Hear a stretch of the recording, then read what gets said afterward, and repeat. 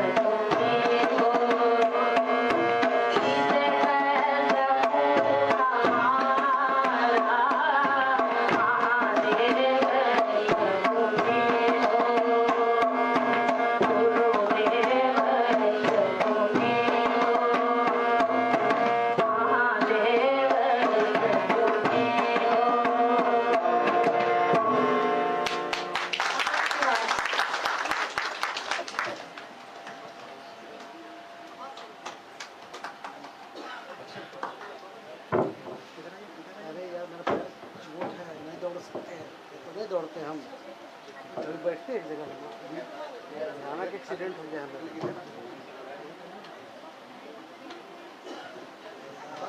हम उधर से जाते हैं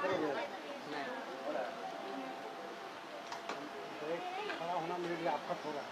नमस्कार।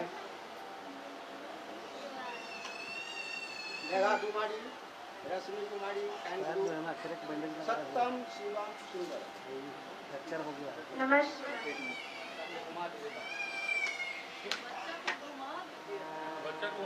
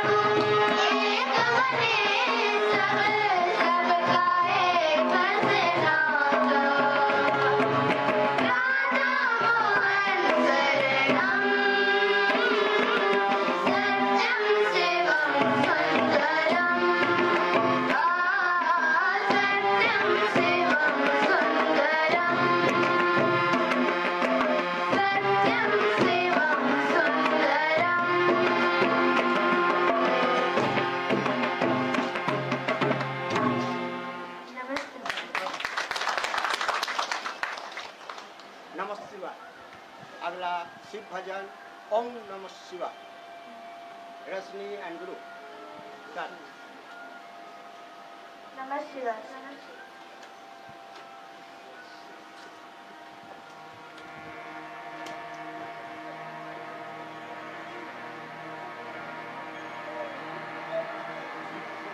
ओम नमः शिवाय। ओम नमः शिवाय।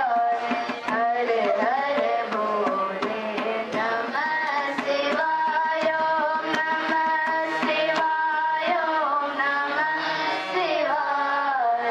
हर हर भोले नमः शिवाय। ओम नमः शिवाय। ओम नमः शिवाय। हर हर भोले नमः शिवाय। रामेश्वराय शिव रामेश्वराय। हर हर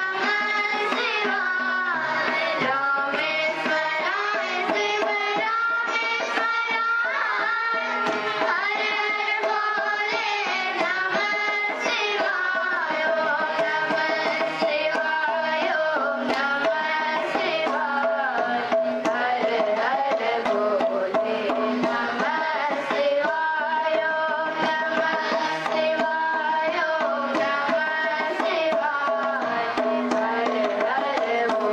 भोले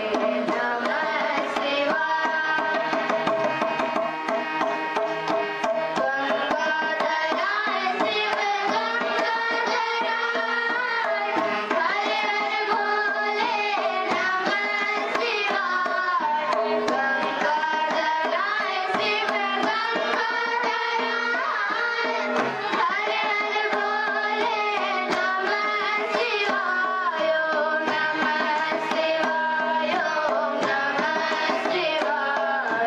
हर हर भोले नमः शिवाय। ओम नमः शिवाय। ओम नमः शिवाय। हर हर भोले नमः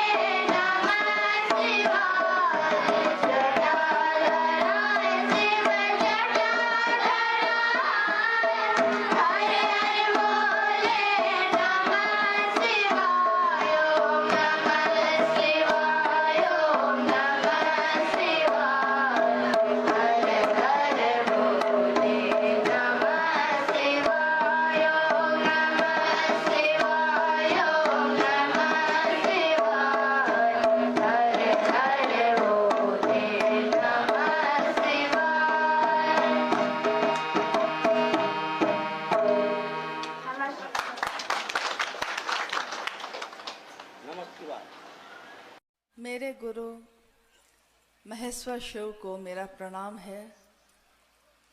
इस कालखंड के प्रथम शिव के शिष्य और हम सबों के परम आदरणीय साहब श्री हरिनंदन जी के चरणों में मेरा प्रणाम है।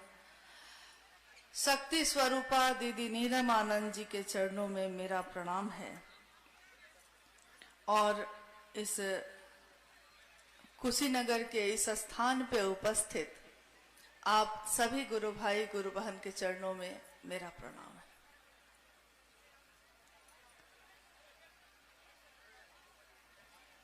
आज हम सबों का परम सौभाग्य है कि अपने गुरु शिव की बात के लिए आपसे मिलना हो पाया और जीवन में ये पल आया जब हम सब एक जगह बैठकर अपने गुरु शिव की बात सुन रहे हैं, बोल रहे हैं। जब हम अपने जीवन में कुछ ऐसा काम करते हैं जिससे हमारा मन आह्लादित हो जाता है, यानी आनंद से भर जाता है, सुख से भर जाता है, तो हम उस सुख के लिए उत्सव मनाते हैं। इसीलिए आपने देखा होगा कि जब हम एक सामूहिक कोई कार्यक्रम करते हैं तो उसको हम नाम देते हैं शिव गुरु महोत्सव। महोत्सव का अर्थ होता है महा उत्सव, एक ऐसा उत्सव जो हम सब मिलकर एक जगह बैठकर मनाते हैं और ये भी जानते हैं कि अभी गुरु का आदेश, गुरु का काम बहुत बाकी है, पूरा नहीं हुआ है, बहुत बाकी है, लेकिन एक सामूहिक उत्सव मनाकर हम आगे की तैयारी करते हैं।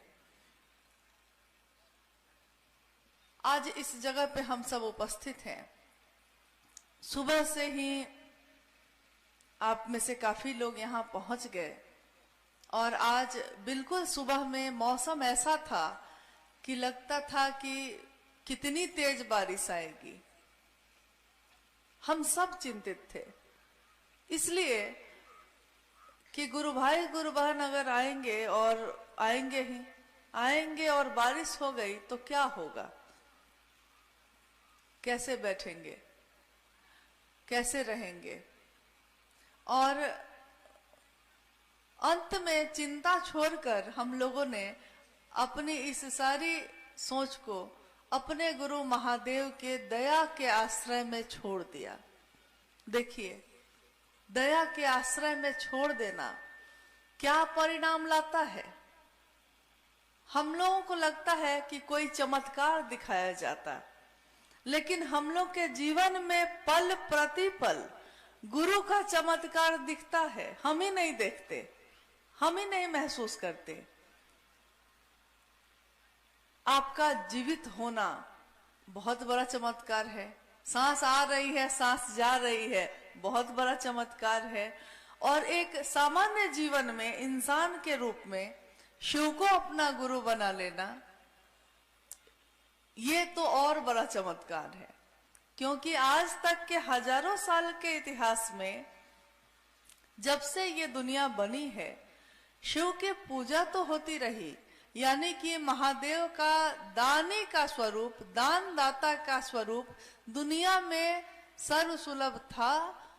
हमारी दुनिया के लोग उनसे महादेव के रूप में, ईश्वर के रूप में, शिव के रूप में उनकी पूजा करके अपनी मनोकामनाओं की पूर्ति करते रहे।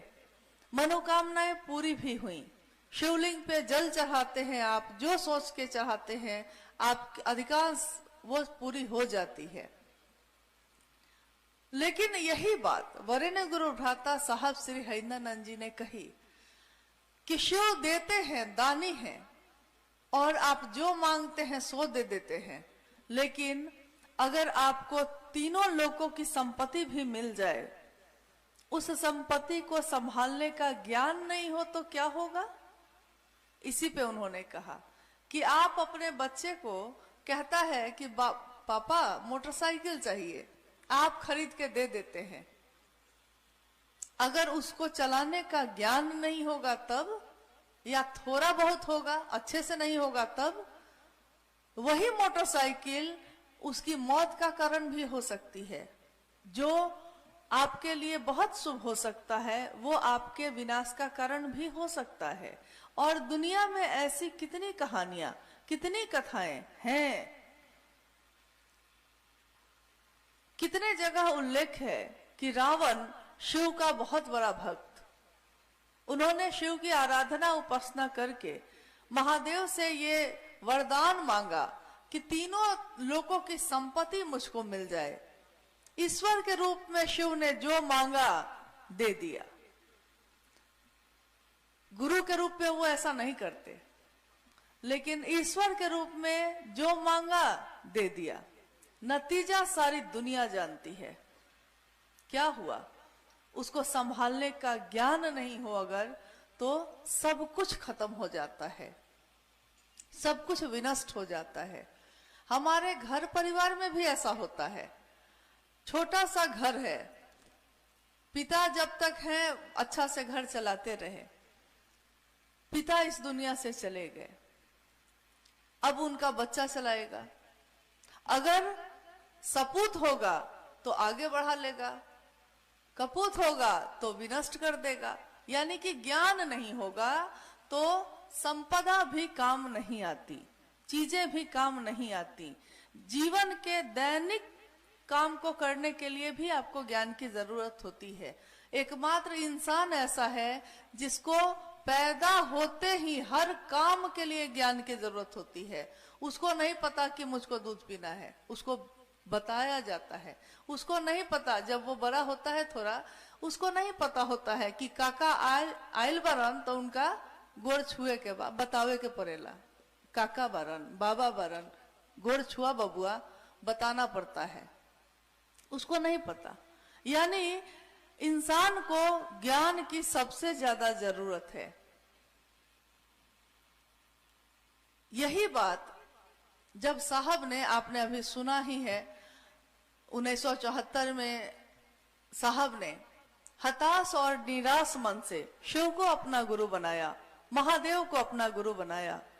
वो कहते हैं कि मेरा मन हर तरफ से निराश हो गया, टूट गया।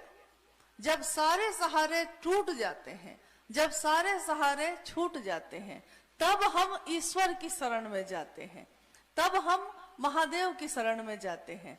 जैसे आप धरती पे रहते हैं, हम आप रहते हैं, जब भी कुछ ऐसा होगा ज्योतिषी जी, पंडित जी से सारा विधि विधान करा लीजिएगा। जब कुछ नहीं होगा तो अंत में वो कहेगा कि अब तो महामृत्युंजय ही आपको कराना पड़ेगा। जीवन और मृत्यु से रक्षा अगर कोई कर सकता है तो शिव कर सकता है। यही बात वरेण्य गुरु भ्राता साहब श्री हरिंद्रानंद जी ने कही कि जब आप जानते हैं कि एक दिन उन्हीं की शरण में जाना होगा आपको, क्यों नहीं ये काम पहले ही कर लेते हैं?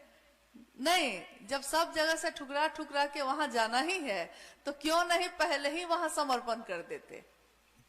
और वो महादेव तो आपसे हमसे कुछ लेता भी नहीं है।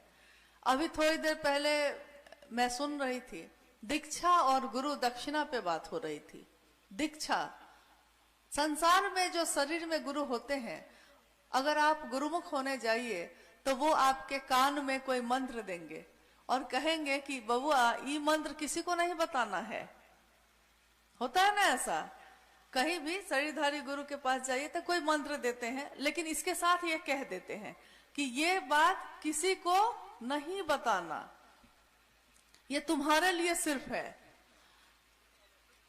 फिर सदगुरु होते हैं उससे ऊपर, वो अपनी दया से आपको ईश्वर की तरफ लेकर जा सकते हैं, लेकिन उनकी भी कुछ पसंद नापसंद होती है।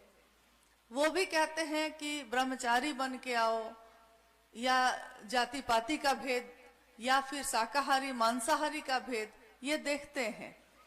लेकिन जगत गुरु शिव, शिव का एक रूप जो जगत गुरु का है, तो जगत गुरु के रूप में वो महादेव ये नहीं कह सकता कि जगत के एक आदमी को अपना शिष्य बनाएंगे और दूसरे को नहीं बनाएंगे। साहब ने कहा कि मात्र आपका ये विचार, मात्र आपकी ये सोच कि शिव मेरे गुरु हैं, आपको शिव की तरफ बढ़ाना शुरू कर देता है। दीक्षा यानी कि आपको शिव की तरफ ले जाने की एक प्रक्रिया।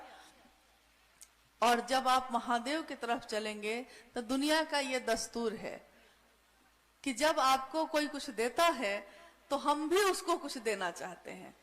ये संसार में भी होता है। जैसे हमारे लिए कोई उपहार ले आए तो कुछ दिन के बाद हमको लगता है कि वो हमको दिया था, हमको भी उसको कुछ देना चाहिए। और अगर वो गुरु हो, गुरु के रूप में उन्होंने ईश्वर का रास्ता दिखाया है आपको, तब आपके मन में होता है कि गुरु जो आदेश करेंगे हम उसके लिए तैयार हैं। और गुरु का आदेश क्या है? 3 सूत्रों में एक सूत्र ऐसा है जिसके लिए कहा गया कि गुरु आदेशित कर्म है। ये कर्म है, मतलब कि ये काम करना है, ये गुरु का आदेश है। क्या? जो आपने सुना है अभी कि आवाज आई, अभी राजेश जी कह रहे थे कि आवाज आई कि तुम जो करते हो वही दूसरे को करने को कहो। तब साहब को लगा कि मैं तो दूसरे को शिव का शिष्य बनने के लिए कहता हूं। और उन्होंने तत्क्षण लोगों से ये कहना शुरू किया कि जैसे मैंने तुमसे अपनी बात कही है, तुम भी दूसरे से यही बात कहना। और उनके जीवन में जितनी घटनाएं हुई थी, उन घटनाओं के आधार पे उन्होंने ये समझा, बोध हुआ उनको, अनुभूति हुई उनको कि गुरु की दया के बिना कुछ भी नहीं हो सकता। इसीलिए उन्होंने कहा कि पहला सूत्र जिसमें आप कहते हैं, हे शिव आप मेरे गुरु हैं, मैं आपका शिष्य हूं, ये पहला सूत्र आपके मन में शिव के लिए आवेश पैदा करता है, अपनेपन का आवेश, अपना, मेरा। और अगर किसी के बारे में आप सोच लेते हैं कि वो मेरा है, उसके बाद आप उनके लिए उनकी चर्चा करते हैं, उसके बाद आप उनको प्रणाम करते हैं, तो उसमें आपके भाव शामिल होते हैं, सिर्फ विचार नहीं। सिर्फ ये विचार कि आप मेरे मित्र हैं एक दिन भाव में बदलता है, और भाव जब होता है तब हम एक दूसरे की परवाह शुरू करते हैं। तब हम ये सोचेंगे कि महादेव की बात नहीं हो रही है, महादेव को प्रणाम नहीं हो रहा है, तो हम इस बात को करना शुरू करते हैं। ये तीनों सूत्र आपने गौर किया है या नहीं? जैसे हम अपने जीवन में बहुत काम करते हैं लेकिन बिना सोचे करते हैं, मशीन की तरह। एक बार साहब ने कहा कि अगर एक टेप रिकॉर्डर में गीत बजा दीजिए और वो गीत बहुत रुदन वाला हो, बहुत मार्मिक हो, मतलब कि दुख वाला हो, तो उस गाना को सुन के आपकी आंखों से आंसू आएंगे या नहीं? तो लोगों ने कहा हाँ आएंगे। होता नहीं है, कभी कोई ऐसा गाना सुन लिए तो आंख से आंसू आने लगते हैं, कोई ऐसा गाना सुन लिया तो मन आपका उदास था खुश हो जाता है, कोई ऐसा गीत गाते हैं तो ईश्वर की याद आ जाती है, मतलब उसका असर आप पे होता है। साहब ने कहा कि गीत का असर आप पे होता है इसलिए क्योंकि आपके अंदर संवेदना है, दिल है आपका, महसूस करता है। लेकिन क्या यही आंसू मशीन की आंखों में भी आते हैं क्या? नहीं आते, क्योंकि वो मशीन है, उस मशीन में वो बस बज रहा है। यही बात उन्होंने कही कि अपने जीवन को, अपने मन को मशीन मत बना दीजिए, एक ऐसी मशीन जिसमें संवेदना नहीं है, जिसमें भाव नहीं है, उस पे कुछ भी बजता रहेगा लेकिन आपके दिल पे उसका असर नहीं होगा। तो ये तीनों सूत्र आपके मन को उस शिव के लिए भाव पैदा करने की मशीन है। पहला सूत्र भी मन पे ही करते हैं। क्या कहते हैं? मन ही मन अपने गुरु शिव से कहिए, मन ही मन। दूसरे सूत्र में अगर मन आपका महादेव के घेरे में नहीं होगा तो आप महादेव की चर्चा कर सकिएगा? नहीं कर सकिएगा। सुनने वाला का मन इधर उधर हो सकता है, लेकिन अगर बोलने वाले का मन इधर उधर हो गया तो वो महादेव की बात नहीं कर सकेगा। यानी दूसरे सूत्र में भी आपका मन शिव पे टिका होना चाहिए। तीसरे सूत्र में भी साहब ने कहा कि अपने गुरु शिव को मन ही मन प्रणाम करो। उन्होंने कहा कि मन की गति सबसे तेज होती है। अभी हम लोग सबको यहाँ बैठे हैं, अभी हमने सोचा है कि लखनऊ पहुंच गए, सोचे और पहुंचे, हुआ कि नहीं ऐसा? लेकिन शरीर से जाने में आपको समय लगेगा। आपने सोचा कि घर, सोचा और घर पहुंचे, घर जाने में आपको शरीर से समय लगेगा। यानी उसी मन में साहब ने यही कहा, मन वही है लेकिन अब वो मन की मशीन ऐसी मशीन है जैसे हमारे गांव देहात में होता है ना, गाय और भैंस को खिलाने के लिए हम लोग जो चारा काटते हैं मशीन पे, तो उस मशीन में जो डालिएगा वो मशीन वही काटने लगती है। पुआल डालिए तो पुआल काटता है, घास डालिए घास काटता है, किसी किसी का हाथ चला जाता है तो हाथ भी काट देता है, ऐसा भी हुआ है कभी कभी। मतलब जो चला गया उसको काटेगा वो। मन की मशीन भी वैसी ही मशीन है। उस मन की अदृश्य मशीन जो दिखाई नहीं देती, लेकिन उस पे ये विचार सिर्फ अगर चढ़ा दिया जाए कि शिव मेरे हैं, मैं उनका हूं, तो ये विचार उस पे अपने आप चलने लगता है और आपके मन के जो संसार और जगत में फैला है उसको उधर से काटते काटते ईश्वर की तरफ ले जाने लगता है। और एक दिन ऐसा होता है कि आपके अंदर बार बार जिस चीज के लिए आपका मन सोचता है, आपका मन उसी चीज से भर जाता है। आप देखिएगा हमारे परिवार समाज में कुछ लोग ऐसे भी होते हैं, उनसे जब मिलिए किसी ना किसी की शिकायत करेंगे, तो एक दिन क्या हो जाता है, उनके चेहरे पे भी इसका असर पड़ जाता है। आप कहिएगा उसका चेहरा ही बताता है कि वो क्या सोचता है। कोई ऐसा भी होता है कि जब आएगा आपको आशीर्वाद देता रहेगा, जब आएगा तो उसका चेहरे का भाव भी वैसा हो जाता है। यानी जिस चीज के लिए आप बार बार बोलते हैं, एक दिन आपका मन वैसा ही हो जाता है। यही बात साहब ने कही कि संकीर्ण बात करने वाले का मन संकीर्णता से भर जाता है, विराट की बात करने वाले का मन विराट, यानी बहुत लोगों को देखिएगा कि सिर्फ अपना भला नहीं सोचेगा, समाज और परिवार का, गांव का, शहर का भी भला सोचता है। जैसे ठंडा आएगा तो कुछ लोग अपने मन से ही कंबल उम्बल लेके जाके गरीब में बांट आएंगे अपने मन से। मतलब कि उसको नींद नहीं आती कि हम कंबल ओढ़े हुए हैं, चारों आदमी को तो, 4 आदमी को भी तो हम जाके दे सकते हैं, तो वो दे आता है। यानी थोड़ा सा विराट हुआ वो। और शिव की बात करने वाले का मन शिव से भर जाता है। तो अगर आपके मन में, उसी मन में शिव हो जाए, शिव भर जाए, तो आपका जीवन कैसा होगा? अगर एक व्यक्ति का मन, एक व्यक्ति का चरित्र सुधरता है, अच्छा होता है, तो उसका असर उसके परिवार पे होता है। अगर परिवार का मन शिव जैसा होता है तो समाज पे होता है, और समाज का होता है तो देश पे होता है, देश पे होता है तो पूरे विश्व पे होता है। आप यहाँ अलग अलग गांव में रहते होंगे, लेकिन जब आप शहर आते हैं या बगल के शहर में अगर चले जाइए, यहाँ से गोरखपुर चले जाइए, लोग पूछेंगे आपसे कहाँ से आए हैं, तो आप क्या जवाब देते हैं?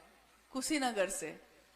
आप उस समय अपना गांव और अपना गांव का मोहल्ला नहीं बताने लगते हैं, सीधे बोलते हैं कुशीनगर से।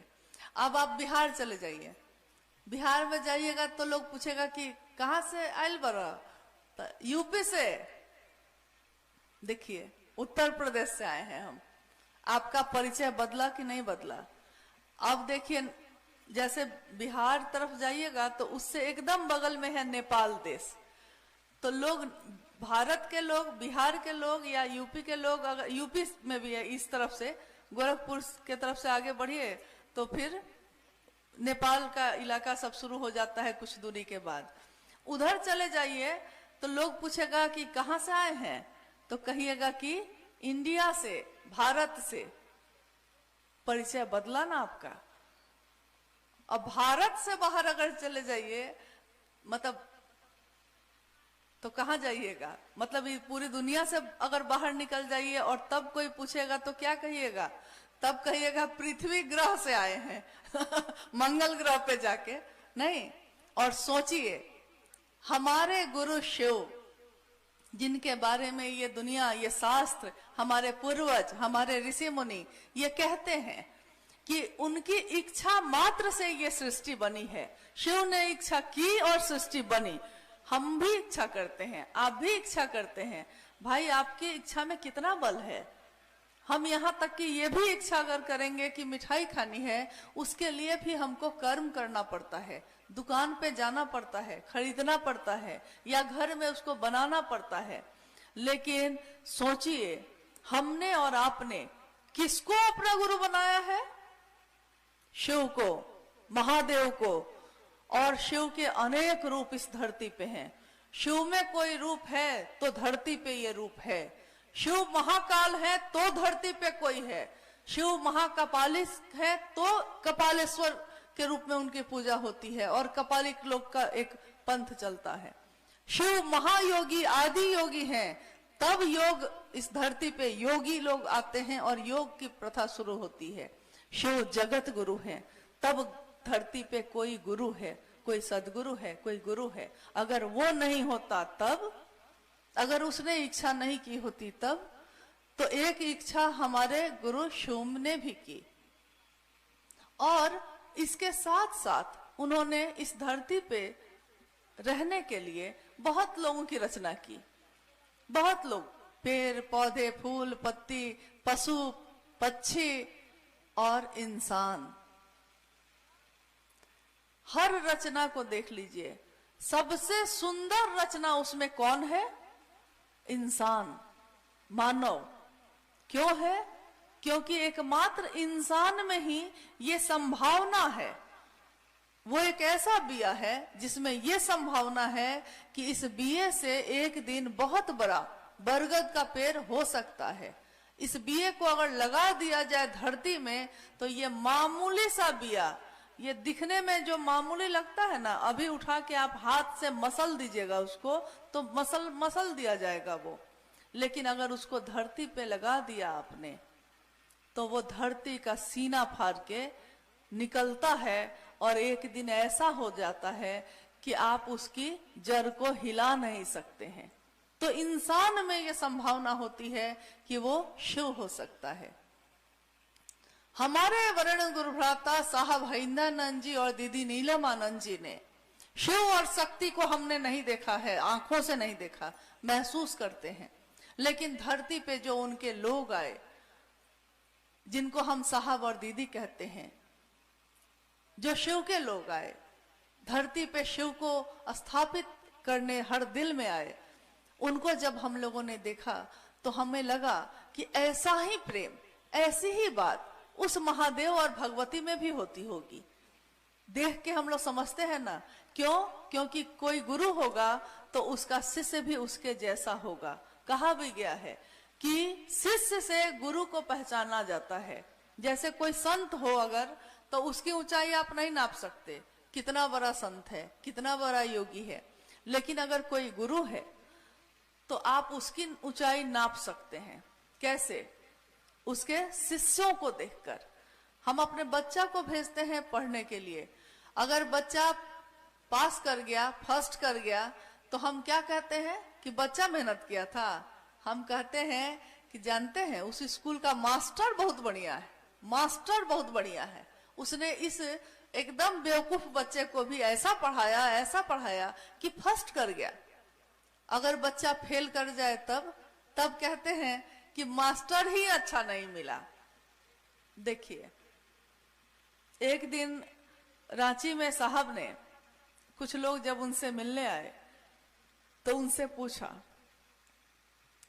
कि एक बात बताइए, आप अपने शहर में जब कहीं जाते हैं, आप लोग मंडली टोली बना के जाते होंगे महादेव का काम बढ़ाने के लिए। तो लोगों ने कहा जी। साहब ने कहा कि आप लोगों को देखकर वहां के लोग क्या कहते हैं? तो लोगों ने बड़ा खुश होके कहा, जी कहते हैं शिव चर्चा वाले आए हैं। साहब ने कहा क्या? आपको देख के ये कहते हैं शिव चर्चा वाले आए हैं? और ये बात साहब को काफी दुखी कर गई। उन्होंने कहा कि मैंने तो आपको ये रूप देना चाहा था और चाहा है कि आप कहीं से गुजरिए तो लोग कहें शिव के शिष्य जा रहे हैं। आपका मन, आपका वचन, आपके कर्म ऐसे हो कि अगर कोई देख ले आपको तो उसको शिव की याद आए, कोई मिल ले आपसे तो वो शिव को भूल नहीं पाए, कोई बात कर ले अगर आपसे तो उसका मन महादेव की बात से भर जाए। ये दूसरा सूत्र जो है गुरु आदेशित कर्म है, इसमें साहब ने साफ कहा है कि कभी एक आदमी से भी बात कीजिए तब भी, साप्ताहिक चर्चा में बात कीजिए तब भी, बहुत बड़े बड़े महोत्सव में भी बात कीजिए तब भी, आपकी नीयत एक ही होनी चाहिए। क्या? स्वयं यानी मैं खुद, समूह यानी जो सुनते हैं, जो बोल रहा है वो, जो सुन रहा है वो, दोनों का मन शिव भाव से भर जाए, शिव के सिवा कुछ याद नहीं आए, तो आपकी शिव चर्चा का महत्व है, तब आपकी शिव चर्चा सफल हुई, परिणाम आया इसका। और सही है, ये बात आज तक हम लोगों ने सोची ही नहीं कि हमसे कहां भूल हो रही है, हमसे क्या व्यापार कर रहे हैं हम शिव का, क्योंकि मोहब्बत में व्यापार नहीं होता। हम अगर मेरा बेटा है, हम उसका व्यापार करेंगे? कभी नहीं कर सकते। मेरा भाई है, हम बेचेंगे उसको जगत में ले जाकर? नहीं बेचते।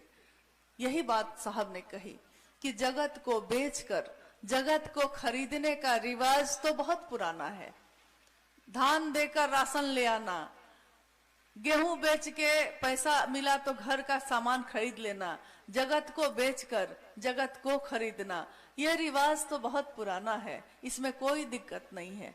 इसमें आपको झूठ भी बोलना पड़ सकता है, थोड़ी बेईमानी भी करनी पड़ सकती है। महादेव की नजर में इन बातों का कोई मोल नहीं है, ऐसे ही वो महादेव थोड़े ही है। लेकिन शिव के लिए नहीं करिए ऐसा, महादेव के नाम पे मत करिए, क्योंकि आज तक धरती पे महादेव के नाम पे लोगों ने महादेव को बेचा है। क्या शिव के शिष्य भी ऐसा ही करेंगे? अपने गुरु का नाम बेचेंगे? आज हम लोग को इस बात को जरूर सोचने की जरूरत है। जिस काम को करते करते हमारे साहब दीदी अपने जीवन की आहुति, अपने प्राण, अपने तन को देकर चले गए हैं, उनकी ऊर्जा आपके अंदर, मेरे अंदर, सबके अंदर आज चल रही है। हम उनकी बात को दोहराते हैं तभी कोई आपकी बात को सुनता है। उन साहब दीदी का स्मरण मत भूलिए। वो चाहते तो क्या वो जो चाह लेते उनको उपलब्ध नहीं होता? करोड़ों लोग उनकी बात पे खड़े होने वाले हैं। करोड़ों लोग ऐसे हैं जो साहब एक बार जो कह देंगे सब करते। लेकिन उन्होंने कहा, मैंने अपने लिए अपने शिव को नहीं बेचा, मैंने शिव के लिए शिव की बात की, मैंने शिव को चाहा और अपने गुरु को ऐसा चाहा कि दुनिया आज देखती है। आप भजन में गाते हैं, आप गीत में गाते हैं, ये दुनिया किसकी है? हरिंदर की दुनिया। हाय रे ये दुनिया, हरिंदर की दुनिया। एक हरिंदर निहाल सारी दुनिया। एक शिव के शिष्य ने करोड़ों दिए जला दिए हैं। साहब ने आपसे, हमसे बस इतना ही चाहा कि शिव शिष्य चाहिए उनको। उन्होंने सबसे यही कहा, आप मिठाई क्यों लाते हैं, आप मेरे लिए कपड़े क्यों लाते हैं, मुझको अगर दे सकते हैं तो एक शिव का शिष्य दीजिए और मुझको कुछ नहीं चाहिए। सोचिए, जिस साहब दीदी ने ऐसी चाहत रखी, हम जिसकी संगत लेते हैं हमारा मन भी उसके जैसा हो जाता है। हमने उनकी कैसी संगत ली जो हमारा मन ये नहीं सोच रहा, हमारा मन ये नहीं चाह रहा। एक गुरुजी की गुरुकुल की परंपरा पहले बहुत चलती थी, आश्रम था। एक दिन गुरु को लोगों ने कहा कि आप बूढ़े हो गए गुरुजी, और अब आपको किसी को आगे करना चाहिए ताकि बाद में भी कोई संभालता रहे। तो गुरु ने कहा कि इस योग्य कोई दिख नहीं रहा है, किसको चुनो? तो उन्होंने अपने शिष्यों की परीक्षा ली। परीक्षा लेते उसमें पास करते करते दो विद्यार्थी बचे, 2 शिष्य उनके बच गए। अब उसमें वो निर्णय नहीं कर पा रहे थे कि अब ये दोनों में से किसको चुने, दोनों बराबर था। तो उन्होंने एक युक्ति सोची, एक उपाय सोचा। उन्होंने दोनों शिष्यों को बुलाया और कहा कि मैं कुछ दिनों के लिए जा रहा हूं बाहर, और जब मैं वापस आऊंगा तो एक अपनी अमानत मैं दे के जाता हूं, ये जो मैं दूंगा तुमको, ये मुझको वापस लौटने पे लौटा देना। और उन्होंने गेहूं की 2 थैली तैयार की, गेहूं के दाने की। दोनों शिष्यों को एक एक थैली दे दी और गुरु चले गए। एक शिष्य ने सोचा कि गुरु की दी हुई चीज है, बहुत कीमती चीज है, बेशकीमती होती है। गुरु अगर मिट्टी भी उठा के दे दें तो उसके सामने हीरा जवाहरात भी फेल है। तो गुरु ने दिया है तो अपने सीने से लगा लिया, गया अपना अलमारी में एकदम बढ़िया से सुरक्षित करके बंद कर दिया। दूसरे शिष्य ने सोचा कि गुरुजी पता नहीं कब आएंगे, क्या करें इस गेहूं के दाने का। तो उसने क्या किया कि आश्रम के पीछे जमीन थी बहुत सारी, तो उसको जो समझ में आया, देखिए ये स्व विवेक, ये अंतः प्रेरणा भी गुरु ही जगाते हैं। स्व विवेक, उसने सोचा कि क्या करें, तो आश्रम के पीछे जो जमीन थी जाकर उसको पूरा कुराई किया, क्यारी बनाया और जितने भी दाने थे गेहूं के उसमें लगा दिया। कुछ महीने बीत गए, गुरुजी वापस लौटे और दोनों शिष्यों को बुलाया, कहा कि मैंने तुमको जो दिया था मुझको वापस करो। तो पहला जो शिष्य था वो दौड़ के गया और पोटली को अपने अलमारी से निकाल कर लेकर आया। गुरुजी मैंने एकदम सुरक्षित रखा था, किसी को नहीं देखने दिया कि मैं कहाँ रखा था, इतना छिपा के रखा था। गुरु ने दूसरे शिष्य को बुलाया कि तुम भी वापस करो। अब जो दूसरा शिष्य आया वो बेचारा एकदम घबरा गया, तो अंत में उसको समझ में नहीं आया, तो गुरुजी को हाथ पकड़ के आश्रम के पीछे ले गया। गुरुजी आइए न, थोड़ा इधर लेके गया। तो बोला कि मुझसे तो बहुत भूल हो गई, मुझको लगा कि आप पता नहीं कब आएंगे तो कहीं खराब ना हो जाए, तो मैंने खेतों में लगा दिया है। गुरु ने देखा कि पूरे खेत में गेहूं की बालियां लहलहा रही है। अब आप बताइए गुरु ने किसको चुना? हाँ, दूसरे को। हाँ, क्यों? क्योंकि गुरु ने जो दिया है ना वो संसार में बांटने के लिए दिया है। अपने पास रखिएगा। पहले से जो लेके आया उसने जब पोटली खोली तो सारे दाने सड़ गए थे, सड़ गए। पानी को अगर गड्ढा में एक जगह छोड़ दीजिए, कुछ दिन बाद देखिएगा वो सड़ गया। लेकिन कभी नदी और झरना के पानी को देखा है कि सड़ गया? नहीं सड़ता वो। तो गुरु की इस दाने को यही साहब ने कहा, छींटो छींटो, जितना छींट सकते हो छींटो। सबको यही कहते थे। हो सकता है आप में से भी कुछ लोगों ने सुना होगा कि शिव की दया जो उतरी है उसको बांटो बांटो और जितना बांट सकते हो बांटो, क्योंकि शिष्य वही है जो अपने गुरु का नाम इस दुनिया में रोशन करके जाएगा, ये नहीं कि अपने पास रख के सरा देगा। तो हमको आपको छींटना है। आइए, हम लोग को जिज्ञासा है तो उस पर भी बात करें। मौसम, हम लोगों ने अपने गुरु शिव से जो दया की याचना की थी उसमें 3 बजे तक का समय मांगा था। अब देखिए क्या होता है।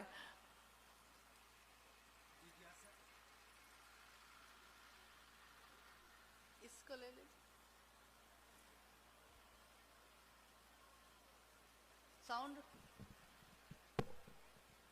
जिज्ञासा है, शिव शिष्य होकर व्यक्ति के लौकिक पारलौकिक मनोरथ स्वतः पूर्ण होते हैं, इस पर प्रकाश डालने की कृपा किया जाए। शिव का शिष्य होकर व्यक्ति के लौकिक यानी जो जगत की चीजें हैं, वो पारलौकिक जो ईश्वर की तरफ चलने का रास्ता दिखाता है, वो चीजें, आध्यात्मिक चीजें भी उपलब्ध होती हैं। सिद्धियां, साधना, उपासना, मंत्र का साधना, ये सब भी उपलब्ध होता है। और धरती पे जो चीज आप चाहते हैं वो चीज भी आपको उपलब्ध होती है। यानी लौकिक और पारलौकिक दोनों चीजें आपको मिलेंगी शिव का शिष्य होकर। लेकिन कैसे मिलेंगी ये तो गुरु बताएंगे। तो जैसे आप दुनिया में जब रहते हैं तो आप 50 गाड़ी घर गोरा बनवाते हैं, किसके लिए? ये कहने के लिए कि लोग दुनिया में जाने कि मैं कितना बड़ा आदमी हूं, यानी सम्मान के लिए। यही साहब ने कहा दुनिया का सबसे बड़ा भोग क्या है, तो वो सम्मान है। अगर सम्मान नहीं मिला आपको तो सारा दिन आपका मन खराब हो जाएगा। यही उन्होंने कहा कि आप शिव का नाम लेकर कहीं भी जाते हैं, आपको किसी भी घर में रहने को मिल जाता है, कहीं भी भोजन मिल जाता है। लेकिन इन सारी चीजों के बाद बताइए जरा, जो शिव को चाहेगा वो शिव के सिवा और क्या चाहेगा? आज आप शिव को चाहते हैं, शिव आपको अच्छे लगते हैं, प्रिय लगते हैं, आपके घर में आप आराम से सोते, लेकिन आप घर में आराम से सो नहीं पाते, आप निकल जाते हैं। नहीं, अरे बारिश अभी नहीं आएगी और आएगी भी अगर तो बरखा आ गई है, तो अब की जो बरखा आई तो आएंगे सजना, सजना आएंगे, यानी महादेव हमारे साहब दीदी। और इतनी छोटी, अभी तो बरसी भी नहीं है, लेकिन इतनी छोटी छोटी बात पे हलचल है। सोचिए, जरा सी चली मलय की झोंक, थोड़ी सी हवा तेज होती है और जो नाव चलाता है ना नाविक, उसकी नाव डगमग डगमग होने लगती है। जरा सी चली मलय की झोंक तेरी डगमग डोली नाव, लेकिन ये कहता है आकाश अभी तो बहुत रातें बाकी हैं, जीवन में अभी बहुत झंझावात बाकी है।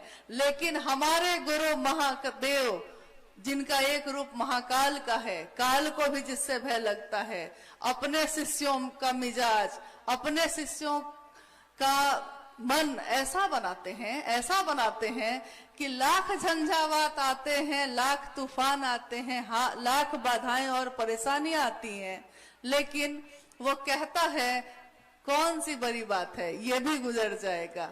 ये मिजाज आपके गुरु शिव ने बनाया है और किसी ने नहीं। लेकिन उस शिव को याद रखिएगा, वो ग्रंथों में थे, वो किताबों में थे, हमारे दिल में नहीं थे। दुनिया में शिव के और भी शिष्य आए, मंदिरों में शिव की स्थापना हुई, शिव की स्थापना मानव के मन में नहीं हो सकी। तो आज इस कालखंड में हम कहते हैं, इस कालखंड के प्रथम शिव शिष्य साहब हरिंदरानंद जी और दीदी नीलमानंद, यानी कि इस काल में जो आए शिव के शिष्य। दुनिया ने इतिहास में पहले ये कहा कि कलयुग एक ऐसा युग होगा जिसमें महेश्वर और चंडी की पूजा होगी। लेकिन वो युग कैसा होगा? वो युग ऐसा होगा जिसके बारे में पूर्व में कहा गया कि कलयुग एक ऐसा युग होगा जिसमें पाप का मतलब भंडार होगा, पाप ही पाप होगा, अनाचार ही अनाचार होगा। तो साहब ने एक दिन कहा कि जिसने भी कही होगी ये बात गलत नहीं है, सही है, क्योंकि छोटा मोटा बीमारी तो कोई भी डॉक्टर ठीक कर लेता है, लेकिन जब बड़ी बीमारी होती है तो उस सबसे बड़ा डॉक्टर वैद्य राज महादेव ही ठीक कर सकता है।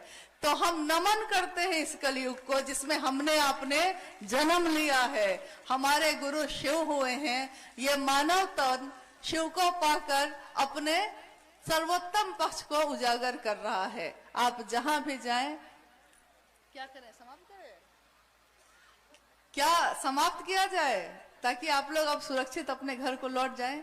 ठीक है, चलिए एक जिज्ञासा हम लोग और कर लेते हैं। लोग भगवान को सदियों से पूजते आ रहे हैं, आज गुरु की बात हो रही है, भगवान और गुरु में क्या अंतर है? कृपया समझाने का प्रयास किया जाए। हाँ, जिज्ञासा है कि भगवान और गुरु में क्या अंतर है। अभी थोड़ी देर पहले हम लोगों ने कहा है इस पे कि भगवान के रूप में वो जो आप मांगते हैं आपको दे देता है। दानी है ना, बहुत बड़ा भोला है, भंडारी। लेकिन गुरु के रूप में वो वही देगा जो आपके लिए अच्छा होगा। वो हर चीज आपको नहीं देता, मास्टर हर चीज आपको नहीं छोड़ देगा करने के लिए। तो यही अंतर है, गुरु के रूप में वो विवेकपूर्ण आपको दान देगा, ईश्वर के रूप में कुछ भी देते हैं। एक एहसास जो दिल करता है, जो दिमाग करता है, थोड़ा सा भी हम अगर करते हैं तो उसमें हम पाते हैं कि भगवान शिव की शिष्यता का अप्रतिम स्वरूप जो धरती पे उतरा है जब से सृष्टि सृष्ट है तब से है ये, जगत गुरु का रूप उनका तब से है, लेकिन धरती पे उतरा किसके माध्यम से और कब? कितने युग बीत गए। कहते हैं काल बदलता सदियां गुजरती, काल बदलता गया, सदियां गुजरती गई, लेकिन उनका रूप नहीं बदला। जो शुरू हुआ था अहरनेस, वही रूप चलता चला गया जगत में। और इतने युग के बाद आया कली युग, यानी ये युग जिसमें हम और आप जी रहे हैं, रहते हैं। और इसी युग में सन 1948 में एक महामानव का जन्म हुआ। महा शब्द जिसके साथ लगा है, यानी कि मानव के आध्यात्मिक उन्नयन का चरमोत्कर्ष, चरम जो होगा, वो जहां जाके ठहर जाता है, उस ऊर्जा को जो मानव तन में आया है, उसको हम कहते हैं महामानव। तो महामानव हरिंद्रानंद जी का जन्म हुआ सिवान के अमलोरी गांव में 31 अक्टूबर 1948 को सुबह जन्म हुआ और तिथि खंडित होकर शाम में पूरी दुनिया में दीपावली मनी। दीपावली जिसमें हम दिए जलाते हैं, जिसमें हम कहते हैं जो अंधेरे से रोशनी की तरफ जाने का पर्व है, ये त्योहार है ये। इसके लिए हम दिए जलाते हैं और जगत के अंधेरे को दूर करने की बात होती है। जगत का अंधेरा तो दूर हो जाता है, क्योंकि दिए की रोशनी से उजाला फैलता है, बल्ब की रोशनी से उजाला हो जाता है, लेकिन मन में फैले अंधेरे को दूर करने के लिए कोई दिया हमने नहीं जलाया। उस दिन उस बालक का जन्म जब हुआ, धरती के लोगों ने स्वागत किया, बिना जाने कि कौन आया है धरती पे, ये जाना भी नहीं किसी ने, और दिए जल गए। उनके जीवन की बाकी जो घटनाएं हैं आपने सुनी होगी अभी, या पहले की चर्चाओं में आपने सुना होगा, पढ़ा होगा, किसी ने बताया होगा। ये मुझको नहीं मालूम कि आपको किसने क्या बताया है, लेकिन मैंने एक शिव के शिष्य के हृदय से, एक शिव के शिष्य के हृदय से जिस महामानव का दर्शन किया है, उसकी एक झलक शब्दों में व्यक्त करने का एक प्रयास है मेरा। शब्दों में व्यक्त करना प्रयास ही होता है, पूरी तरह नहीं हो पाता। अगर एक माँ से कहा जाता है कि तुम अपने बच्चे से कितना प्रेम करती हो, बोल के बताओ, तो क्या वो माँ बोलकर बता सकती है?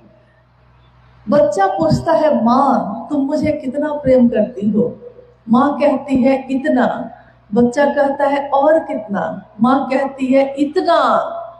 मतलब कितना भी वो अपने हाथ को फैला दे, कितना भी बोल दे, लेकिन उसके हृदय में जो प्रेम है अपने बच्चे के लिए, वो बोल के नहीं बता पाती, एक झलक मिलती है। वैसे ही हमारे वरेण्य गुरु भ्राता साहब श्री हरिंद्रानंद जी के लिए शिव शिष्यों का हृदय कितना कृतज्ञ है, कितना कृतज्ञ है। कोई कहे, पूछे कि बोल के बताइए, तो कृतज्ञता भी बोलकर बताई नहीं जा सकती, बता नहीं पाते हम, बस बोलने का प्रयास करते हैं। बालक हरिंद्रानंद जी जब बड़े होते गए और 12 साल की उम्र में उन्होंने एक चमत्कार देखा। 12 वर्ष के जब हुए, साहब हरिंद्रानंद जी के पिता डॉक्टर विश्वनाथ प्रसाद सिंह शिक्षा विभाग में एजुकेशन डायरेक्टर थे। उनके पास साधु संत लोग आते रहते थे और वो भी बीच बीच में अपना समय उनके साथ व्यतीत करते थे।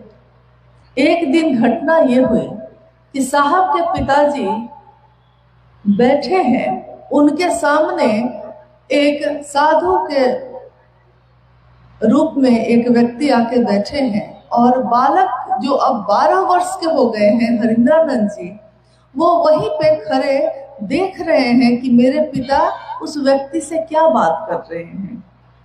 बस इतना ही हुआ, उस व्यक्ति ने खरी का, यानी जो हम अंग्रेजी में टूथपिक कहते हैं, दांत साफ करने का जो छोटी सी लकड़ी होती है, खरीका हम लोग आम भाषा में बोलते हैं उसको। खरीका जो उसके हाथ में था, उसने जमीन पे पटका, वही जो जमीन थी उस पे पटक दिया, और जमीन पे पटकते ही वो लकड़ी का छोटा सा टुकड़ा वो खरीका सांप में बदल गया। जैसे ही बालक हरिंद्रानंद जी जो 12 वर्ष के थे, उन्होंने जैसे ही ये देखा, इस घटना का प्रभाव उस बच्चे के मन पे ऐसा पड़ा कि वो चीख पड़े। उनको लगा कि ये क्या हो गया। उस व्यक्ति ने जब देखा कि ये छोटा सा बच्चा डर गया है, चीख रहा है, तो उसने तुरंत अपनी जो शक्ति प्रयोग की थी तुरंत वापस कर दिया और कहा कि ना ना बउआ, कुछ ना भइल बा, सब ठीक बा, सब ठीक बा। वही सांप फिर से खरीका में बदल गया। एक 12 वर्ष का बालक ये सोचने लगा कि ये क्या है। उसको बताया गया कि ये चमत्कार होता है। चमत्कार यानी वैसी घटना, वैसी चीज जो हमको अपनी आंखों पे विश्वास नहीं होगा और घटित हो जाती है। तो चमत्कार जो होते हैं उसके बारे में हम कहते हैं कि जो विश्वास नहीं हो ऐसी घटना हो गई, चमत्कार ही ना हो गया, हम कहते हैं। तो उनके मन पे इस बात का इतना असर हुआ कि उन्होंने कहा कि मुझको भी ये सीखना है। एक 12 वर्ष का बालक ये कहता है कि मुझको चमत्कार सीखना है, क्योंकि उसके मन में, उसके जीवन में चमत्कार सीखना बहुत बड़ी बात है। जैसे हमारे घर में बच्चे के लिए आप कहिएगा कि चावल खा लो, दाल खा लो, सब्जी खा लो, और वो कहेगा कि नहीं, चॉकलेट खाएंगे। उसके लिए चॉकलेट बहुत बड़ी चीज है। लेकिन आप माँ हैं, पिता हैं, आप जानते हैं कि भोजन की जरूरत क्या होती है। बच्चा नहीं जानता।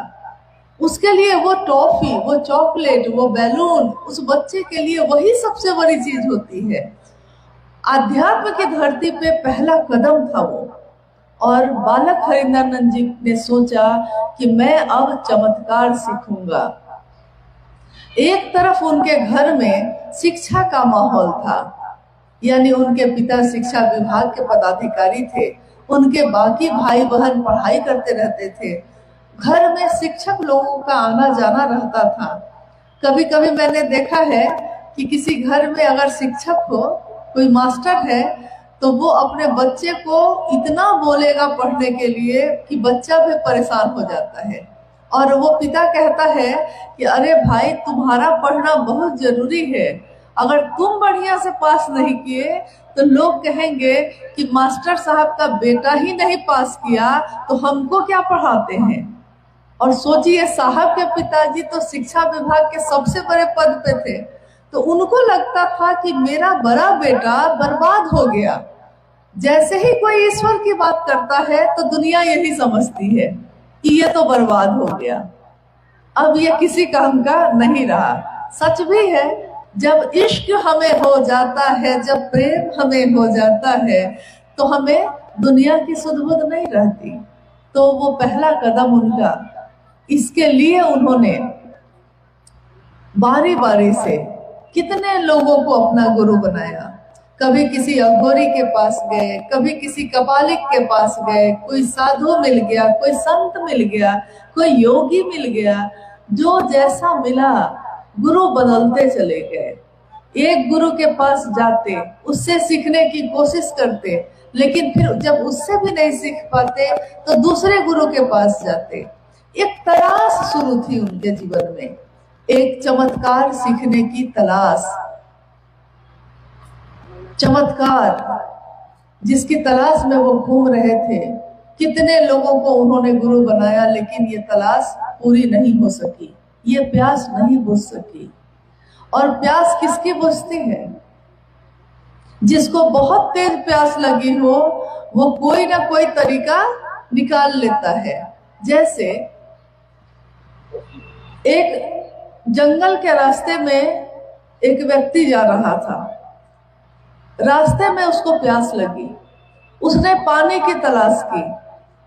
एक कुआं भी मिला, लेकिन कुआं से निकालने के लिए रस्सी और बाल्टी नहीं थी। प्यास लगी थी लेकिन रस्सी बाल्टी नहीं मिली, तो वो छोड़कर आगे बढ़ गया। उसके थोड़ी देर बाद दूसरा व्यक्ति भी आया, लेकिन पहले की प्यास ऐसी थी कि पानी नहीं मिला तो छोड़कर आगे बढ़ गया। प्रयास थोड़ा सा किया, छोड़ दिया। लेकिन है बहुत ज्यादा होती है, वो इसके लिए अंतिम प्रयास तक करता है। जो उस व्यक्ति ने किया, उसने घास से ही रस्सी बना ली, उसने लकड़ी के टुकड़े को ही, गोल लकड़ी के टुकड़े को ही बाल्टी की तरह प्रयोग कर लिया, लेकिन अपनी प्यास बुझाई। साहब हरिंदरानंद जी के जीवन में भी उस दिन ऐसी ही प्यास चल रही थी।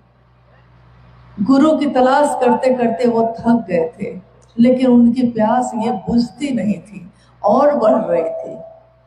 इसी तरह उनके जीवन के आगे के 14 वर्ष बीत गए। उन 14 वर्षों के बाद आया सन 1974 का समय। नवंबर का महीना था और नवंबर होते होते तो ठंड आ जाती है खूब। लेकिन उस समय साहब हरिंदरानंद जी, पटना एक जगह है, बिहार की राजधानी, जो भारत में है बिहार, उसकी राजधानी है पटना। उसी में लॉ कॉलेज यानी कानून की पढ़ाई वो कर रहे थे। तो लॉ कॉलेज के विद्यार्थी दिन में कानून की पढ़ाई करते और शाम की ट्रेन पकड़ के बगल में आरा नाम का एक जिला था, आरा में गांगी शमशान है, शमशान में चले जाते, शमशान में रात भर साधना करते, फिर सुबह की ट्रेन पकड़कर वापस पटना आ जाते। यही क्रम चल रहा था और दिन में फिर कानून की पढ़ाई करते। सुन के थोड़ा आश्चर्य लगता है। एक तरफ अध्यात्म के तरफ चलने का रास्ता प्रशस्त हो रहा था। शमशान और कब्रिस्तान, ये सुनते ही हमारे मन में एक भय पैदा होता है। अगर हमको दिन में भी कोई कह दे कि शमशान के पास से चले जाओ अकेले, तो हम लोग साथी ढूंढने लगते हैं। हम लोग को लगता है कि शमशान के बगल से गुजरेंगे तो भूत न पकड़ ले हमको, कोई साथी हो जाता तो अच्छा होता। लेकिन सोचिए, ये एक 12 वर्ष का बालक 12 वर्ष से लेके अगले 14 वर्षों तक लगातार इस साधना को करता रहा, मात्र गुरु की तलाश में। सच्चा गुरु कौन है जो मेरे मन की प्यास को बुझाएगा? और एक दिन एक घटना हुई, मात्र इतनी ही सी बात थी। ये घटना ऐसा नहीं कि रोज सबके जीवन में घटती है, लेकिन कोई कोई उसका साक्षात्कार कर पाता है, कोई कोई उसको जान पाता है। उस दिन नवंबर के अंधेरी रात में, ठंड का मौसम था, अंधेरी रात में शमशान में बैठे हुए साहब हरिंदरानंद जी